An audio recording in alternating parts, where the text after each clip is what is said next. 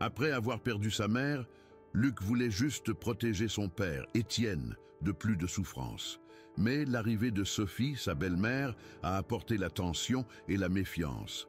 Lorsque Luc découvre un secret inquiétant de Sophie, il essaie d'avertir son père, qui ne croit initialement pas. Tout change quand Étienne installe des caméras à la maison et découvre le vrai visage de la femme qu'il aimait. Dans la ville calme d'Annecy, située au pied des Alpes françaises, vivait la famille Martin, dont la vie semblait parfaite pour ceux qui regardent. Le patriarche, Étienne Martin, était un homme charismatique et un travailleur, propriétaire d'un magasin d'antiquités dans le centre-ville. Après avoir perdu sa femme dans un tragique accident de voiture, il a passé des années à élever son fils de 12 ans, Luc. Pour Étienne, l'arrivée de Sophie, sa nouvelle épouse, a représenté un nouveau départ. Sophie était jeune, charmante et avait toujours un doux sourire sur ses lèvres. Étienne croyait qu'elle était l'équilibre dont sa famille avait besoin, mais Luc ne lui faisait jamais confiance. À partir du moment où Sophie a déménagé chez eux, le garçon a remarqué quelque chose d'étrange. Quand son père était là, elle était affectueuse et serviable, mais quand ils étaient seuls, Sophie était froide, dure et parfois cruelle. Luc a essayé de parler à son père des attitudes de Sophie, mais Étienne ne le croyait pas. « Luc, tu es juste jaloux parce que tu dois me partager avec quelqu'un d'autre », a déclaré Étienne avec un ton patient. « Ce n'est pas jaloux, père. Elle me traite mal quand vous ne voyez pas. » Mais Étienne, amoureuse de Sophie et souhaitant que sa famille travaille, ait ignoré les plaintes de son fils. Cette nuit-là, alors qu'Étienne travaillait au magasin, Luc est descendu dans les escaliers pour obtenir un verre d'eau et a entendu Sophie au téléphone. Caché derrière la porte du salon, il écouta quelque chose qui a fait feu à son cœur. « Oui, il croit en tout ce que je dis. C'est pathétique. Bientôt, nous aurons le contrôle du compte conjoint. Et après cela, bien, Étienne ne sera plus un problème. » Luc sentit le sang glacial. Il ne savait pas exactement ce que Sophie planifiait, mais elle était sûre que ce n'était pas bon. Le lendemain matin, il a décidé de dire à son père ce qu'il avait entendu. « Papa, j'ai entendu Sophie parler au téléphone hier. Elle a dit que vous croyiez tout ce qu'elle dit et que vous planifiez quelque chose avec de l'argent. » Étienne, cette fois, était sérieuse. « Êtes-vous sûr de ce que vous avez entendu, Luc ? » « Oui, papa. » Elle parlait comme si vous étiez un idiot. L'expression sur le visage d'Étienne a changé.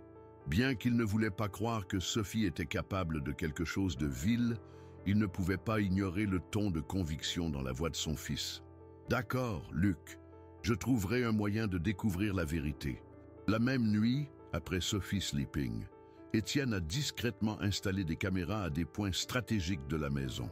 Dans le salon, au bureau où j'ai gardé des documents importants et dans la cuisine, où Sophie a passé une grande partie de la journée. Il ne voulait pas faire ça, mais avait besoin d'une preuve avant de la faire face. Les jours suivants étaient tendus. Étienne a regardé Sophie avec de nouveaux yeux, tandis que Luc, sachant maintenant que son père écoutait, était soulagé de ne plus être seul.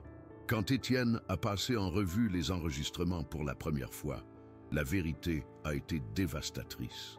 Sophie, qui a toujours été douce et charmante en sa présence, lui a parlé au mépris au téléphone. Il ne soupçonne même pas un imbécile passionné. Il ne sera pas difficile de lui faire signer les papiers. Mais ce qui a le plus choqué Étienne a été un dialogue entre Sophie et un ami, capturé par les caméras dans le salon. « Et le garçon ?» a demandé l'ami. « Luc, il est insupportable. J'ai hâte de m'en débarrasser quand tout est résolu. » Étienne a fermé l'ordinateur portable, ressentant un mélange de colère, de déception et de douleur. Il avait fait confiance à Sophie, l'avait ramenée à la maison, croyant qu'elle pouvait l'aider à reconstruire sa famille. Au lieu de cela, elle complotait pour tout détruire. « Papa, tu m'as cru maintenant ?» demanda Luc en voyant le regard déduit de son père. Étienne hocha la tête, plaçant sa main sur l'épaule de son fils. « Oui, Luc, et je promets qu'elle paiera ce qu'elle a fait. » Annecy était connue comme la Venise des Alpes, avec ses canaux et montagnes tranquilles qui se reflètent dans le lac cristallin. Pour les touristes, c'était une ville charmante. Pour les résidents, c'était un refuge de paix. Étienne avait toujours apprécié cette tranquillité, mais ces derniers jours, le poids de la trahison de Sophie a fait de sa vie un chaos silencieux. Le magasin d'antiquités qu'il a administré était l'un des plus anciens du centre-ville. Chaque pièce a raconté une histoire, et Étienne fier de préserver la mémoire du passé à ses clients. Mais maintenant, il sentait que l'histoire de sa propre vie était détruite sous ses yeux. Étienne avait toujours été un homme pratique et optimiste, quelqu'un qui croyait à la gentillesse des gens. C'est cet optimisme qui l'a fait ouvrir son cœur à Sophie, même après la douleur de perdre sa femme. Sophia, la mère de Luc, était son grand amour, et sa mort dans un accident de voiture le rendait dévasté. Pendant des années, Étienne s'est concentré sur l'élevage de Luc seul, garantissant que le garçon a eu une enfance heureuse, même avec l'absence de sa mère. Lorsque Sophie est entrée dans sa vie, Étienne croyait qu'elle pouvait combler le vide que la perte avait laissé. Elle était charmante, serviable et semblait vraiment intéressée à construire une nouvelle famille.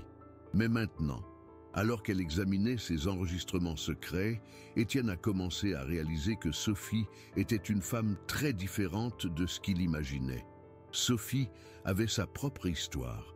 Il avait grandi à Lyon, dans un environnement instable, avec des parents absents et un jeune marqué par des difficultés financières. Dès son jeune âge, il a décidé qu'il n'avait jamais voulu vivre dans l'incertitude. Ambitieux et manipulateur, elle a appris à ravir les gens pour obtenir ce qu'elle voulait. Quand il a rencontré Étienne, il a vu en lui plus qu'un homme gentil. Il a vu une opportunité de stabilité et de contrôle. Sophie, cependant, ne s'attendait pas à ce que Luc soit aussi observé. Le garçon était beaucoup plus intelligent qu'il ne semblait, et sa résistance silencieuse la dérangeait profondément. Sophie savait qu'elle devrait se débarrasser de lui afin qu'elle puisse exercer un contrôle total sur Étienne. Luc, en revanche, a toujours été un garçon sensible et mature pour son âge. Après la mort de sa mère, il est devenu encore plus introspectif, mais cela ne le rendait pas faible. Il a porté avec lui les leçons que sa mère avait enseignées, comme être gentil et toujours protéger ceux qu'il aime. Depuis l'arrivée de Sophie, Luc a senti que quelque chose n'allait pas. Ce n'était pas seulement la jalousie ou le désir d'avoir le père juste pour lui-même. Il a remarqué comment Sophie a changé quand ils étaient seuls, comment il a utilisé un ton autoritaire et a fait des commentaires qui ont versé sa confiance. Pensez-vous que votre père vous protégera toujours? Un jour, il se rendra compte que vous n'êtes qu'un poids. Sophie avait dit l'une des nombreuses fois où ils étaient seuls dans la cuisine. Ces mots étaient dans l'esprit de Luc, mais il n'a jamais montré de faiblesse devant elle. Il savait que Sophie essayait de le briser, alors il a décidé qu'il ne céderait pas. Dans les jours qui ont suivi l'installation des caméras, la tension de la maison a augmenté. Étienne a commencé à observer Sophie différemment, notant comment ses actions contrastaient avec la douce femme qu'il pensait savoir. Sophie a continué à jouer parfaitement son rôle. À la table du petit déjeuner, elle a souri à Étienne et a posé des questions sur le travail de Luc à l'école. « Comment vont vos notes, Luc? Je suis sûr que vous voulez rendre votre père fier, » a-t-elle dit, avec un ton qui semblait amical, mais a caché une condescendance qui ne pouvait voir qu'eux. Luc regarda, mais resta silencieux. Il savait que les enregistrements captureraient la vraie Sophie et cela le gardait ferme. Pendant ce temps, Étienne a commencé à enquêter sur les récents mouvements financiers que Sophie l'avait convaincu de faire. Il a réalisé que Sophie transférait de petites valeurs du compte conjoint à un compte distinct, ce qu'il n'avait jamais autorisé. À chaque découverte, Étienne a ressenti un mélange de colère et de déception. Il lui avait fait confiance, lui permettait d'entrer dans sa vie et la vie de Luc juste pour constater que tout était une façade. Luc, en revanche, a été renforcé. Pour la première fois, son père était à ses côtés, l'écoutant et lui faisant confiance. Malgré la peur de faire face à Sophie, Luc savait que la vérité était puissante et qu'elle ne pouvait pas s'échapper pour toujours. La dynamique de la maison a commencé à changer. Sophie a commencé à se méfier du comportement d'Étienne et de Luc. Ils étaient de plus réservés et Étienne semblait de plus en plus distante. Une nuit, Sophie est entrée dans le bureau d'Étienne alors qu'il était distrait. Elle a remarqué que le tiroir où il avait tenu les relevés bancaires était verrouillé, ce qui ne s'est jamais produit auparavant. « Étienne, tout va bien ?» demanda-t-elle avec son sourire habituel. « Oui, Sophie, tous sous contrôle », a-t-il dit, gardant son calme. Mais Sophie savait que quelque chose n'était pas à sa place. Elle ne savait pas, cependant, qu'Étienne et Luc rassemblaient les pièces d'un puzzle qui la mettrait contre le mur. L'atmosphère dans la maison de Martin était plus lourde chaque jour. Sophie a estimé que quelque chose avait changé dans la dynamique entre Étienne et Luc. Ils étaient plus unis, échangeant des regards et des chuchotements qui la mettaient mal à l'aise. Malgré ses soupçons, Sophie a continué à jouer son rôle de la belle-mère parfaite, attendant le bon moment pour reprendre le contrôle. Pendant ce temps, Étienne et Luc ont révisé les enregistrements ensemble tous les soirs. Dans l'un d'eux, enregistré au bureau, Sophie parlait au téléphone avec un calme effrayant. « Ne t'inquiète pas, il est toujours sous contrôle. Bientôt, l'argent sera transféré et je pourrai me débarrasser de tout cela. » Étienne pose la vidéo, serrant les poings. « Elle prévoit quelque chose de grand, Luc. Mais ne laissons pas cela se produire. » Luc hocha la tête, son expression déterminée. « Que ferons-nous, père ?» Étienne prit une profonde inspiration. « Collectons plus de tests. Nous avons besoin de quelque chose de si fort qu'elle ne peut pas s'échapper. » Cette semaine-là, Sophie a réalisé que quelque chose n'allait pas lorsqu'elle a essayé d'accéder au compte conjoint et a trouvé un avertissement de verrouillage.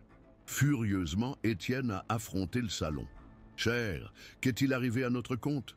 Je ne peux pas y accéder. » Étienne, gardant calme, a répondu « J'ai décidé de revoir certaines choses avant de continuer avec des mouvements financiers, juste pour s'assurer que tout est en ordre. » Sophie a forcé un sourire, mais à l'intérieur, elle bouillonnait. C'est clair, cela a du sens. Ne prenez pas trop de temps, mon cher. Nous avons beaucoup de plans à venir. Dès qu'elle a quitté la pièce, Sophie a pris le téléphone et a appelé son ami. Il se méfie de quelque chose. J'ai besoin d'accélérer le plan avant qu'il ne soit tard. Alors que Sophie complote, Étienne a décidé de faire quelque chose qu'il n'avait jamais fait auparavant. Il a engagé un enquêteur privé pour l'aider. Le chercheur, un homme du nom de Paul Lambert, était discret et expérimenté et a commencé à suivre les connexions de Sophie en dehors d'Annecy. Paul a découvert quelque chose qui a laissé Étienne perplexe. Sophie avait un autre nom à Lyon, où elle était connue sous le nom de Claire Lemoine, et avait été impliquée dans 2 relations antérieures avec des hommes plus âgés qui ont mystérieusement perdu de grandes sommes d'argent avant que Sophie ne disparaisse. « C'est un escroc, monsieur Martin », a déclaré Paul, livrant les rapports. « Elle répète le même motif avec vous. » Étienne a ressenti une vague de colère, mais aussi de la culpabilité. Il avait amené cette femme chez elle, près de son fils, ne connaissant pas le danger qu'elle représentait. « Merci, Paul. Cela confirme seulement ce que je dois faire. » Alors qu'Étienne prévoyait la prochaine étape, Sophie a continué à regarder Luc de près. Elle savait que le garçon était une menace, toujours attentive à tout ce qu'elle faisait. Une nuit, alors que Luc était seul dans la pièce, Sophie est entrée sans battre. « Nous devons parler, Luc », a-t-elle dit, avec le ton froid qu'elle n'a utilisé que lorsqu'Étienne n'était pas là. Luc la regarda avec prudence. « Quoi ?» Sophie s'approcha lentement, se penchant sur lui. « Ne pensez pas que tu peux retourner ton père contre moi. Je sais ce que vous essayez de faire et je ne le laisserai pas tout gâcher. » Luc a senti son cœur déclenché, mais a gardé son entreprise de posture. « Pensez-vous qu'il ne sait pas qui vous êtes? Vous avez déjà perdu, Sophie. » Elle rit, mais il y avait quelque chose de sinistre dans son regard. « Tu es juste un garçon. Ne sous-estimez pas ce que je peux faire. » Le lendemain, Étienne et Luc ont mis le plan en action. Avec les preuves des enregistrements, les conclusions du chercheur et des dossiers financiers, Étienne a préparé un dossier complet contre Sophie. Il a également décidé de l'inviter à un dîner spécial, faisant semblant de concilier et de reconstruire le mariage. « Sophie, je tiens à vous remercier pour tout ce que vous avez fait pour moi et Luc », a déclaré Étienne, servant le vin. Sophie sourit, sentant qu'elle avait enfin le contrôle. « Cela signifie beaucoup pour moi, mon cher. Je savais que nous pouvions surmonter quoi que ce soit ensemble. Mais pendant que Sophie se détendait, Étienne a discrètement connecté son ordinateur portable à la télévision du salon. Avant de continuer, je pense qu'il y a quelque chose que nous devons regarder ensemble. Sophie était confuse, mais avant qu'elle ne puisse répondre, les enregistrements ont commencé à courir à l'écran. Sa propre voix résonnait dans la pièce. Il est si facile à manipuler. Dès que l'argent est transféré, je réserve cette vie pathétique. Le sourire de Sophie a disparu instantanément. Qu'est-ce que c'est? Tu m'espionnes. Je protégeais ma famille, a expliqué Étienne fermement. Et maintenant, j'ai tout ce dont j'ai besoin pour vous sortir de nos vies. Sophie a essayé de se défendre, mais Étienne lui a donné de l'espace. Vous n'avez plus de puissance ici, j'ai déjà remis ces preuves à la police. Et en passant, j'ai bloqué toutes vos tentatives de détournement de l'argent. Luc, regardant la scène, ressentait une vague de soulagement. Pour la première fois, Sophie avait l'air impuissante. « Vous le regretterez », a-t-elle menacé. Mais Étienne vient d'ouvrir la porte de la maison. Le seul regret ici était de vous faire confiance. « Sortez de ma maison ». Sophie a pris ses affaires rapidement et est partie, sachant qu'elle ne pouvait rien faire de plus. Le matin après l'expulsion de Sophie a apporté un sentiment de soulagement à la maison du Martin. Pour la première fois depuis des mois, Luc a pu prendre le petit déjeuner avec son père sans ressentir le poids d'un regard contrôlant.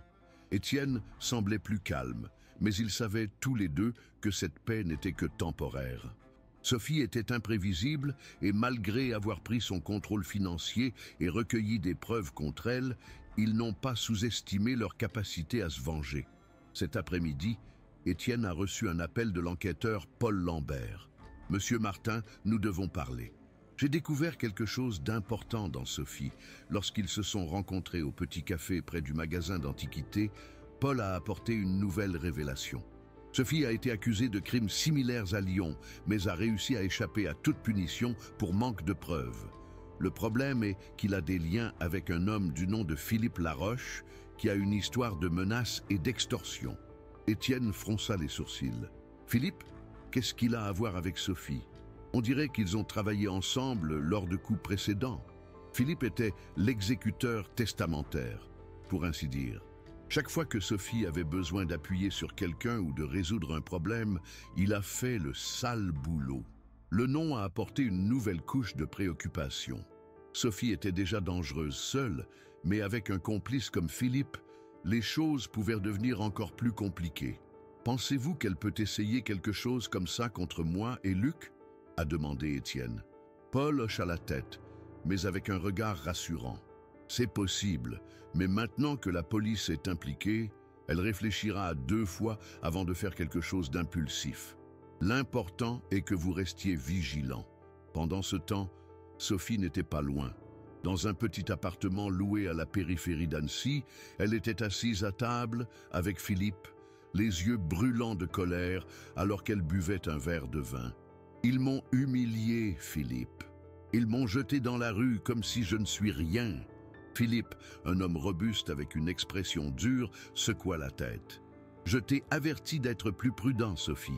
Mais maintenant que ça a mal tourné, que voulez-vous faire ?» Elle le regarda, sa rancune Laden Voice. « Je veux qu'il paie. Je veux qu'Étienne voie tout ce qu'il aime s'effondrer. Et ce garçon insolent, il regrettera de m'être traversé. » Philippe soupira, mais la promesse de vengeance était intéressée. C'était un homme qui vivait pour le chaos, et aider Sophie à détruire le Martin semblait être le genre de défi qu'il aimait faire face. Droite. Commençons lentement. Rien de très évident. Je veux qu'il ressente la pression avant le coup final. Sophie sourit, heureuse. De retour chez Martin, Luc a commencé à remarquer de petits signes que quelque chose n'allait pas. Une nuit, alors qu'il fermait la fenêtre de sa chambre, il a vu une voiture noire debout dans la rue. Le véhicule a été garé pendant des heures, avec quelqu'un sur le siège du conducteur qui regardait apparemment la maison. Luc est descendu dans la pièce où Étienne lisait un livre. « Papa, il y a une voiture arrêtée dehors. Je pense qu'il nous regarde. » Étienne a regardé par la fenêtre et a vu le véhicule, mais quand elle a pris le téléphone pour appeler la police, la voiture a arraché rapidement. « Je n'aime pas ça, Luc. Renformions la sécurité de la maison. » Le lendemain matin, Étienne a installé de nouvelles serrures et des caméras externes, déterminé à protéger le fils et ce qui restait de sa tranquillité. Pendant ce temps, Sophie et Philippe ont commencé à mettre leur plan en pratique. Ils ont fait irruption dans le système de réserve d'antiquités d'Étienne, annulé les commandes et envoyant de faux messages aux clients, affirmant que le magasin avait fermé les activités. Étienne a commencé à recevoir des appels de clients agacés, se plaignant de ne pas pouvoir contacter le magasin. Luc a remarqué à quel point il tremblait le père. « Ils essaient de te détruire, papa, mais vous ne pouvez pas vous laisser l'obtenir. » Étienne sourit à son fils, bien que le poids de la situation soit évident dans ses yeux. « Je n'abandonnerai pas, Luc, pas après tout que nous sommes confrontés. » Ensemble, ils ont passé la nuit à réorganiser les dossiers et à contacter les clients pour annuler les dommages causés par les faux messages. Au fil des jours, les tentatives de Sophie d'intimider le Martin ont commencé à s'intensifier. Un jour, Étienne a trouvé les pneus de sa voiture percés, avec un billet attaché au pare-brise qui disait « Ce n'est que le début ». Étienne a remis le billet à la police, mais savait que Sophie jouait au fil du temps. Lui et Luc ont dû agir avant de prendre des mesures plus drastiques. C'est alors que Luc avait une idée. « Papa, et si nous utilisons les enregistrements contre elle publiquement? Pas seulement la police, mais pour tout le monde. Elle n'aura nulle part où se cacher. » Étienne hésita. C'était une décision risquée, mais Luc avait raison. Sophie jetait sale, et il devait y faire face en pleine force. « D'accord, Luc, exposons tout. » C'était une matinée calme à Annecy. Le soleil brillait au-dessus du lac, et les rues étroites ont commencé à se remplir de touristes. Dans le magasin d'antiquités, Étienne et Luc ajustaient les derniers détails du jour du travail. Après des semaines de tension, ils ont finalement senti une longueur d'avance sur Sophie. Le plan d'exposer tous les enregistrements, documents et preuves au public était en cours. Mais la tranquillité a été rapidement interrompue lorsqu'un policier est entré dans le magasin, tenant une enveloppe à la main. « Monsieur Martin, nous avons reçu une plainte contre vous. » Étienne fronça les sourcils, confus. « Une plainte? Quoi ?» Le policier a remis les limites. À l'intérieur, il y avait une notification judiciaire affirmant qu'Étienne avait utilisé des caméras pour envahir la vie privée de Sophie sans son consentement. La notification comprenait des accusations de calomnie et de diffamation, toutes enregistrées par un avocat qui avait apparemment embauché. « Elle essaie de tourner le jeu », murmura Étienne, tout en lisant soigneusement le document. Luc, à côté de son père, sentit la colère grandir. Mais cela n'a aucun sens. Elle est entrée dans notre maison, a volé et a même essayé de détourner de l'argent. Je sais, fils. Mais elle joue sale comme toujours. Le policier semblait comprendre, mais Étienne savait qu'il devrait faire face à ce nouveau revirement avec prudence. Pendant ce temps, Sophie a tout regardé de loin, souriant pour apprendre que son jeu était venu en Étienne. Maintenant, il sentira ce que c'est de perdre le contrôle, a-t-elle déclaré à Philippe tout en donnant un verre de vin. Philippe, cependant, semblait plus prudent. « Tu joues avec le feu, Sophie. Il a déjà de nombreux tests contre vous. Si vous appuyez trop, vous pouvez finir par brûler. » Mais Sophie était confiante. « Il est faible, a toujours été. Et ce garçon, il apprendra qu'il ne devrait pas bouger avec moi. » De retour au magasin, Étienne a commencé à réorganiser ses preuves avec l'aide de l'avocat et de l'enquêteur Paul Lambert. « Il s'agit d'un mouvement classique de manipulation, » a déclaré Paul. « Elle essaie de détourner son objectif pour vous discréditer avant de pouvoir agir. Ensuite, nous devons être rapides, » a déclaré Étienne, déterminé. Paul a accepté et a suggéré quelque chose de gras. « Nous devons tout livrer aux médias maintenant. N'attendez plus. Plus vous lui donnez longtemps, plus il devient dangereux. » Cette nuit-là, tandis que Étienne et Luc ont préparé le matériel à envoyer à la presse, Sophie et Philippe ont fait ce qui semblait être leur dernier jeu. Ils ont de nouveau fait irruption dans le système d'Antiquité et ont changé d'informations importantes sur les clients, créant une confusion et dommageant davantage la réputation d'Étienne. Mais cette fois, Sophie était négligente. Une caméra externe, installée après les incidents précédents, en a capturé des images entrant à distance dans le système avec Philippe. Quand Paul a vu les images, il sourit. Cela suffit pour la mettre fin. Le tournant s'est produit le lendemain matin, quand Étienne a convoqué une petite conférence de presse au magasin. Les journalistes locaux se sont réunis, curieux de savoir pourquoi un marchand antique attirait tant d'attention. Avec Luc à ses côtés, Étienne a présenté les enregistrements et les documents, exposant non seulement le plan de Sophie, mais aussi ses connexions Philippe. Il a montré ses dernières images en manipulant le système de magasin, qui était la dernière pièce du puzzle. Cette femme a essayé de détruire ma famille. Mais aujourd'hui, nous sommes là pour montrer la vérité. Luc, bien que nerveux, a complété le discours de son père. Sophie pensait qu'elle pouvait nous séparer, mais ce qu'elle a fait était de nous rendre plus forts. Les journalistes ont rapidement commencé à publier l'histoire et l'impact a été immédiat. Sophie, voyant son image et les détails de ses coups tamponnés sur tous les portails d'actualité, paniquait. Cependant, elle n'était pas prête à se rendre. Cette nuit-là, Sophie et Philippe se sont rencontrés dans un endroit isolé pour discuter de l'étape suivante. « Nous devons sortir d'ici, Sophie. Ils ont tout contre nous maintenant », a déclaré Philippe inquiet. Mais Sophie était hors de son esprit. « Je ne m'enfuirai pas. Pas encore. » Elle a tenu une enveloppe dans ses mains. Quelque chose que Philippe n'avait jamais vu auparavant. « Qu'est-ce que c'est ?» il a demandé. « C'est la dernière chose qui peut me tourner le jeu. » Quelque chose qu'Étienne n'attend pas. De retour chez Martin, le père et le fils ont finalement pu respirer soulagés après la conférence de presse. La police avait déjà rendu une ordonnance d'arrestation contre Sophie et Philippe, mais les deux étaient en fuite. Luc a regardé son père et a demandé « Pensez-vous qu'elle abandonnera maintenant ?» Étienne soupira, regardant l'horizon. « Je ne sais pas, Luc. Mais ce qui compte, c'est que maintenant, nous avons la vérité à nos côtés. » Mais il ne savait pas que Sophie était sur le point de faire jouer son plus audacieux et plus dangereuse.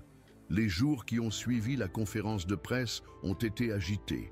L'histoire de Sophie et de ses cadres s'est répandue rapidement, gagnant de l'importance sur les sites d'information locaux et même dans certains ressortissants.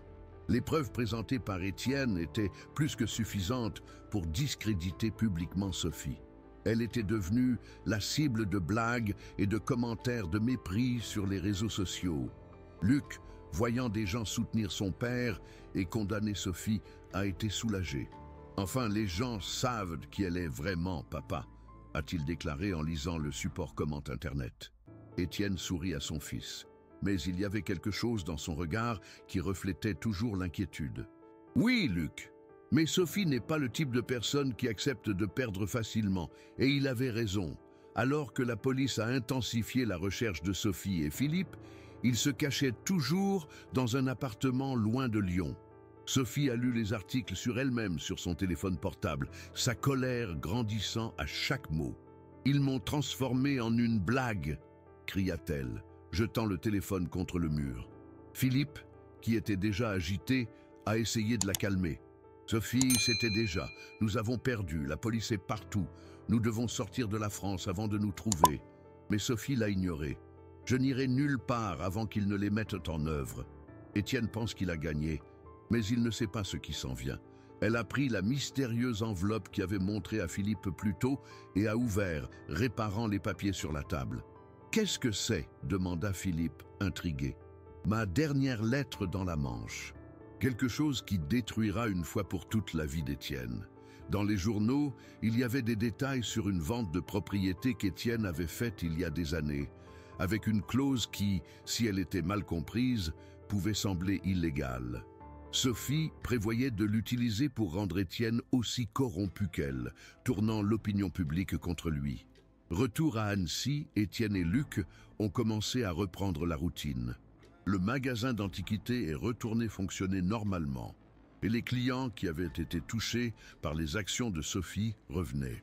Un après-midi, Lors de l'organisation des articles au comptoir, Étienne a reçu un appel inattendu de son avocat. « Étienne, j'ai besoin que tu viennes immédiatement au bureau. Je viens de recevoir une notification concernant une enquête financière contre vous. » Étienne gelé. « Enquête? De quoi parles-tu? » Sophie a présenté des documents indiquant que vous avez commis des irrégularités dans une transaction immobilière il y a des années.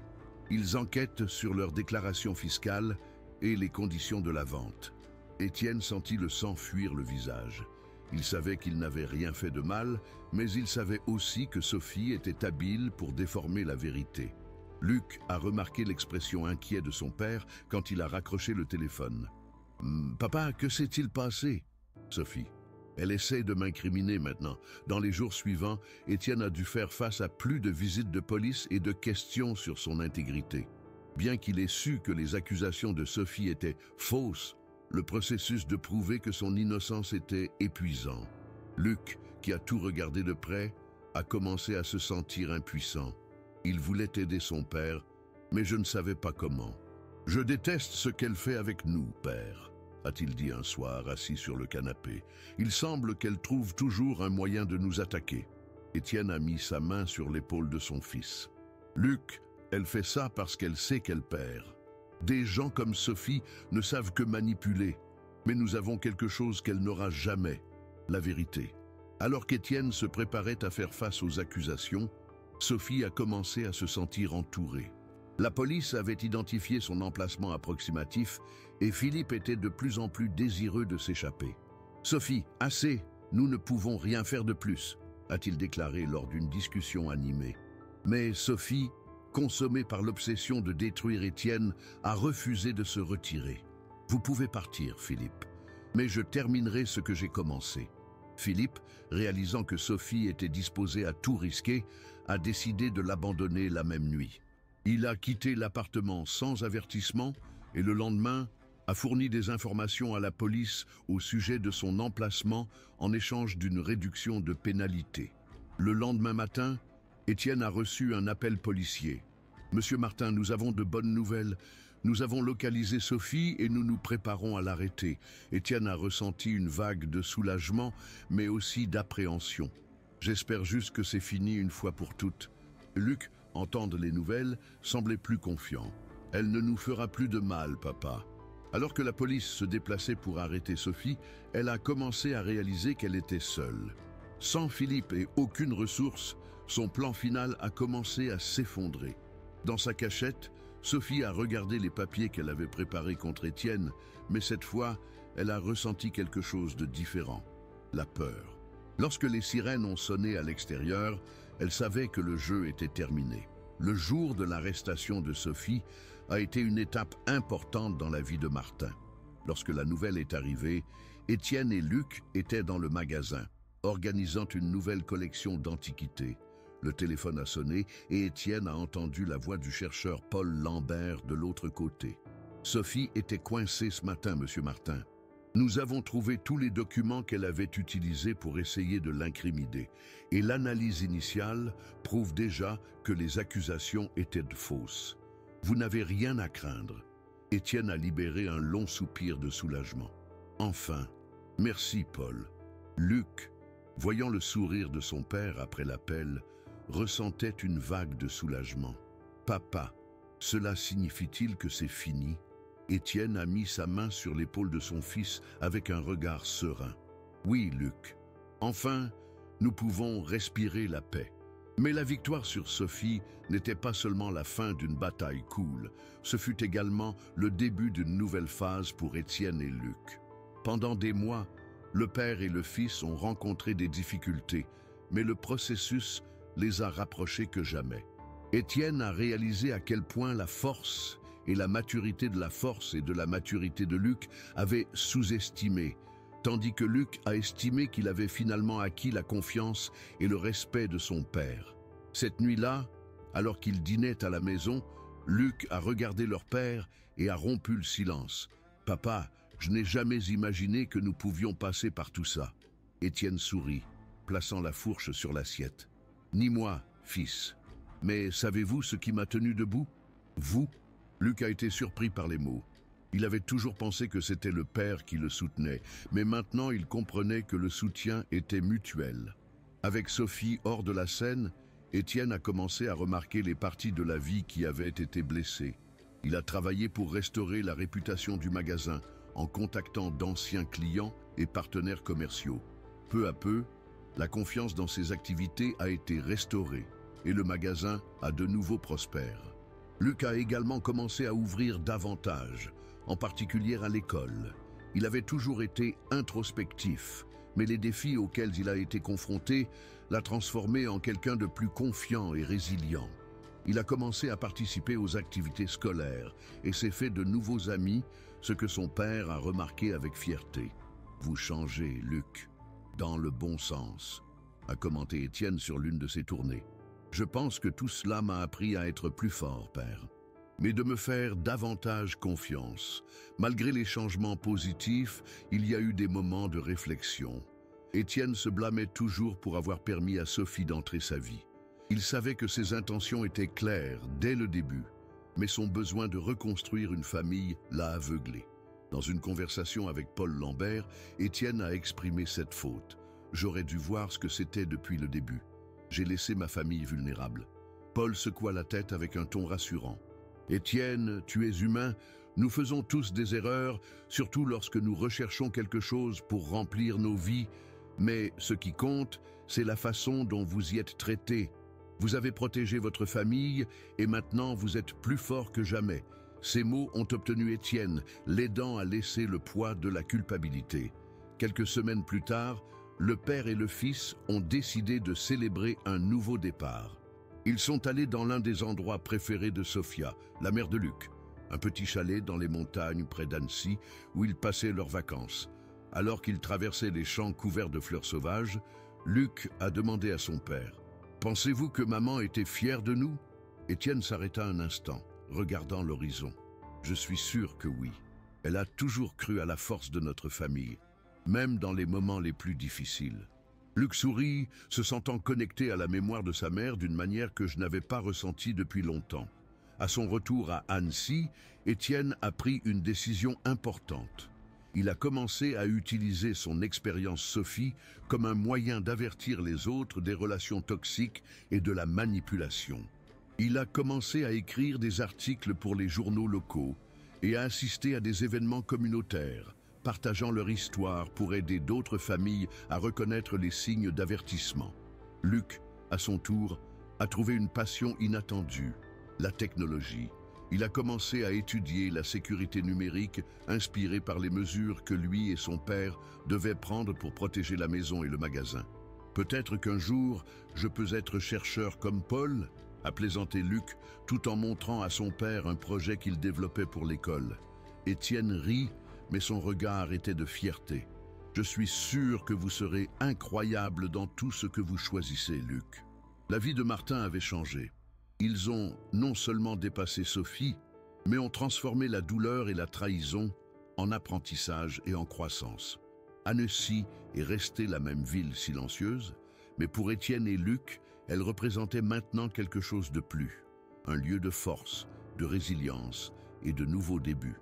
Bien que l'arrestation de Sophie ait apporté un soulagement, la bataille finale n'a pas encore été complètement surmontée. Sophie avait réussi à manipuler une partie du système juridique avant d'être capturée, laissant des doutes sur les processus financiers contre Étienne. Bien que la police soit à ses côtés, le fait que Sophie ait lancé une ombre de suspicion à propos de son nom se souciait toujours. Un après-midi, Étienne a reçu un lien inattendu de son avocat. « Étienne, j'ai reçu des informations selon lesquelles Sophie essaie de réduire sa phrase en échange de détails sur son entreprise. On dirait qu'elle continuera à essayer de le traîner vers cette boue. » Étienne était silencieuse un instant, sentant un nœud dans l'estomac. « Donc même coincée, elle veut toujours nous blesser. » L'avocat a confirmé mais l'a rassuré. « Nous avons suffisamment de preuves pour réfuter tout ce qu'elle dit. Mais vous devez être prêt à faire face à plus de pression, surtout s'il s'arrête dans les médias. » Pendant ce temps, Luc a commencé à remarquer quelque chose d'inhabituel. Un compte Instagram anonyme a commencé à lui envoyer des messages menaçants. Les messages contenaient des phrases comme « Pensez-vous que c'est fini? Je garde un œil sur toi. » Luc a montré les messages à son père, qui a immédiatement porté l'affaire à la police. Les enquêtes ont souligné quelqu'un en dehors du cercle connu, peut-être une connexion Sophie qui était encore lâche. Ce mystère a de nouveau apporté une tension à la maison du Martin. Luc, qui commençait à se détendre et à reprendre sa routine, a maintenant senti qu'ils étaient toujours surveillés. « Papa, et si ça ne finit jamais ?» demanda Luc, regardant Étienne avec inquiétude. « Cela prendra fin, Luc. Nous avons déjà affronté le pire. Nous avons juste besoin de rester forts. » Mais Étienne savait qu'il devait prendre des mesures rapides pour protéger son fils et s'assurer que rien d'autre ne pouvait les frapper. Les prochains jours ont été préparés. Étienne a décidé de rassembler tous les documents et preuves qu'ils avaient déjà recueillis contre Sophie et toute personne associée à elle. Il a travaillé avec l'enquêteur Paul Lambert et l'avocat pour anticiper toute manœuvre juridique qui pourrait émerger. « Si elle veut me traîner dans la boue, je m'assurerai qu'elle n'a aucune base pour cela », a déclaré Étienne, déterminé. Luc, à son tour, a commencé à utiliser ses nouvelles compétences technologiques pour enquêter sur le compte qui envoyait les messages. Il a réalisé que le projet de loi était connecté à une IP de Lyon qui indiquait que quelqu'un du passé de Sophie était toujours actif. Paul a confirmé le soupçon. L'une des connexions de Sophie, peut-être un ancien complice, pourrait essayer de maintenir son plan en vie. Le lendemain matin, Étienne a reçu un appel inattendu pour assister à un public préliminaire au sujet des processus que Sophie avait déplacés avant d'être arrêtée. L'idée de retourner devant un tribunal pour faire face à ses mensonges le rendait épuisé, mais il savait qu'il ne pouvait pas se retirer maintenant. « Luc, j'aurai besoin que tu me fasses confiance.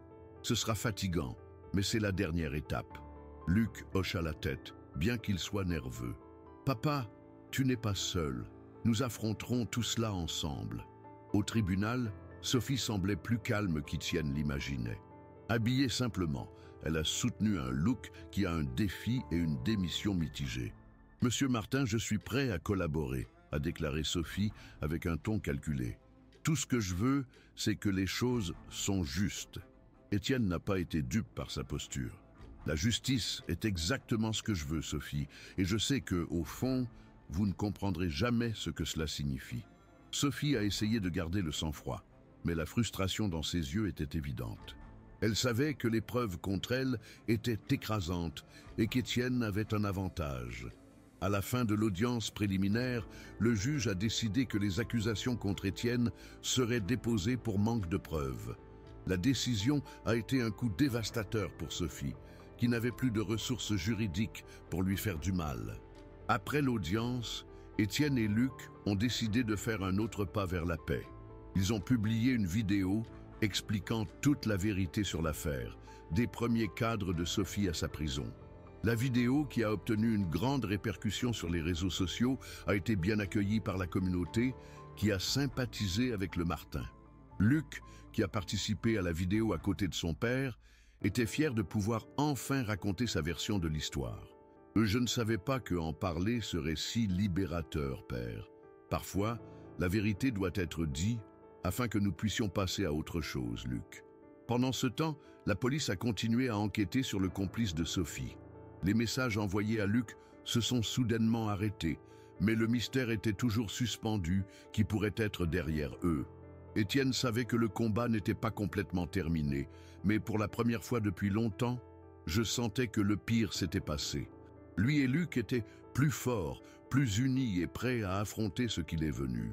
La nuit après l'audience, tandis qu'Étienne et Luc ont célébré la clôture des accusations contre lui, une nouvelle vague de tension les a frappés.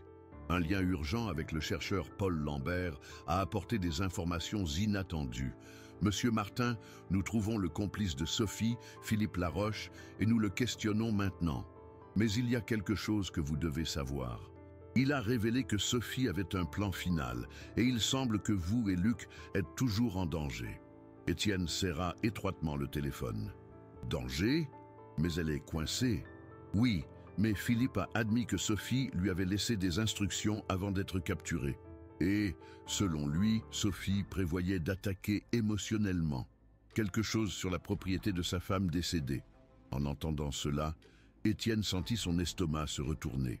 La propriété de Sofia, située dans un petit village à la périphérie d'Annecy, était plus qu'un simple endroit.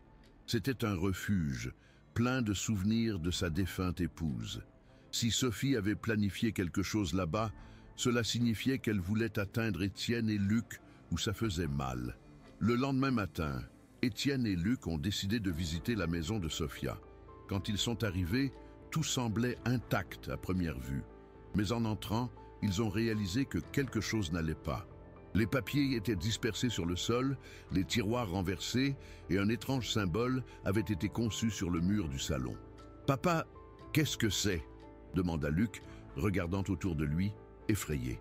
Étienne a pris le téléphone pour appeler la police, mais avant de pouvoir terminer l'appel, un message est arrivé sur le téléphone portable de Luc. « J'espère que vous apprécierez la surprise. Vous n'avez aucune idée de ce qui reste à venir. » C'était le récit anonyme qu'il avait déjà envoyé des messages. Luc a montré le message à son père et tous deux ont réalisé qu'ils étaient observés. Avant de pouvoir quitter la maison, un son les a arrêtés, à quelques pas. Étienne a immédiatement signalé que Luc soit silencieux. Prenant un morceau de bois qui était dans le coin de la pièce, il a lentement grimpé les escaliers. En ouvrant la porte de la salle principale, il a trouvé Philippe.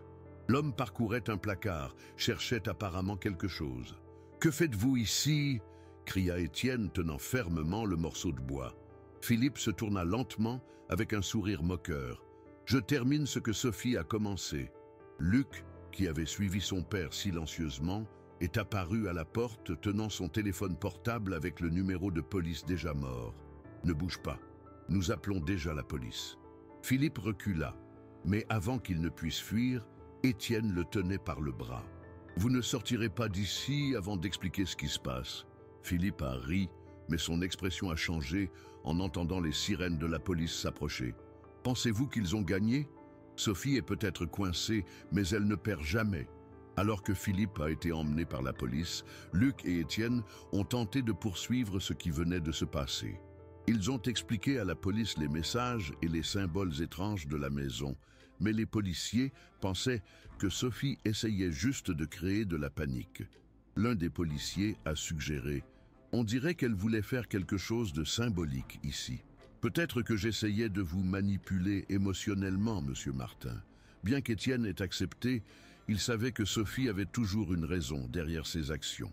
Il a demandé à la police d'analyser les symboles et de vérifier si quelque chose avait été laissé sur la propriété. Cette nuit-là, de retour chez Martin, Étienne et Luc ont essayé de se détendre. Mais le bruit d'une alarme les a réveillés au milieu de l'aube. La caméra extérieure de la maison avait capturé le mouvement dans le jardin. Lorsqu'ils ont vérifié, ils ont trouvé une petite boîte à gauche près de l'entrée. À l'intérieur, c'était une enveloppe avec une dernière lettre de Sophie. « Étienne, vous pensez peut-être que vous avez gagné, mais vous ne m'oublierez jamais. Mon impact. » Sophie. Luc regarda son père, inquiet. « Papa, qu'est-ce que cela signifie ?» Étienne soupira, déchirant la lettre en deux. « Cela signifie qu'elle a perdu, mais ne sait pas comment l'accepter. Et maintenant, Luc, c'est à notre tour de passer à autre chose. » Le lendemain, la police a confirmé que les symboles de la maison n'étaient que des tentatives pour créer la peur et l'instabilité. Sophie avait tout prévu comme un dernier effort pour intimider sa famille. Mais maintenant, avec Philippe arrêté et ses actions exposées, elle était complètement isolée. La bataille a finalement été fermée. Les jours suivants étaient différents. Pour la première fois depuis des mois, Étienne et Luc ont senti qu'ils pouvaient respirer avec la tranquillité d'esprit. L'arrestation de Sophie, combinée aux preuves contre Philippe et à la clôture des fausses accusations contre Étienne, a mis fin à la tempête qui avait impliqué la famille.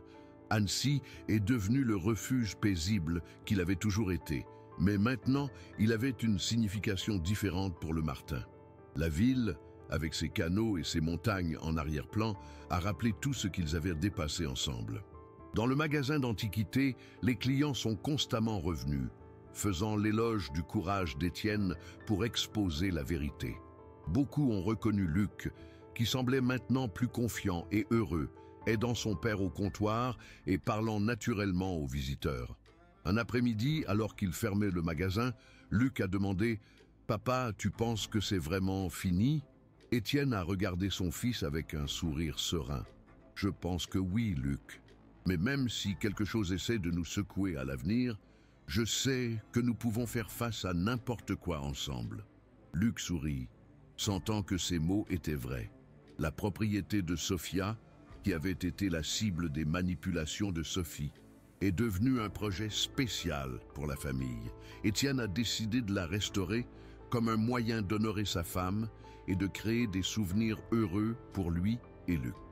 Pendant les week-ends, le père et le fils ont passé des heures à nettoyer les chambres, à peindre les murs et à organiser les articles personnels de Sophia qui étaient encore dans la maison. « Tu sais, papa, je pense que maman serait heureuse de voir ça », a commenté Luc en mettant une photo de famille dans une étagère. « Je sais oui, Luc », répondit Étienne, ses yeux brillants d'émotion.